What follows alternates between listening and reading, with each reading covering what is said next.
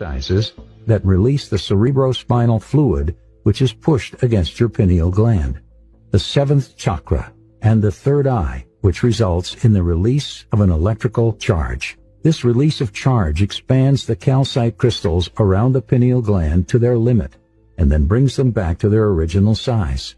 This continuous cycle results in a constant electromagnetic field within our brains.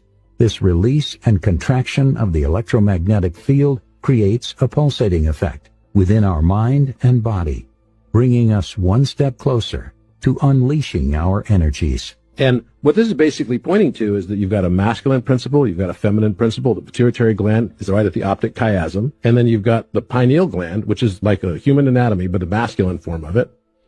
The pituitary is actually shaped like the feminine form of anatomy. And there is a breathing exercise that you can actually do to raise those to the same plane. It's part and parcel. You probably heard about this cecum, or it's also referred to as the Christos, coming up the spine to light up the chakras. When you do this process, it's all an alchemical process. What you then will start to realize is that you create a marriage between this masculine, feminine aspects of the brain. And this is the birth of the spiritual aspect of the self.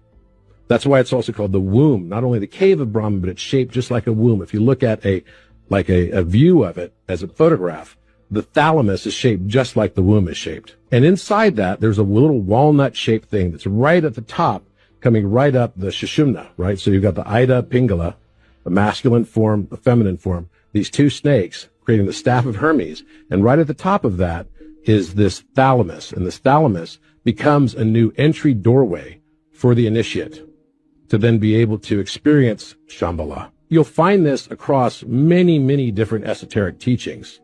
This is a process that becomes a true second birth or a spiritual birth following your resurrection. And it's all following Joseph Campbell's hero's journey as well. Each of us have a hero's journey in this matrix of mind.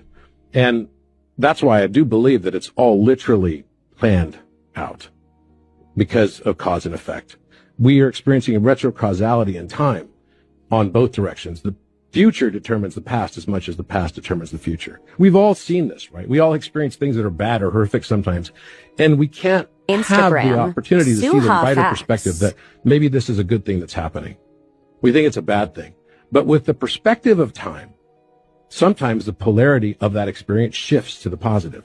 What we refer to as free will, or what we refer to rather as destiny, let's start from the destiny standpoint, maybe is just the free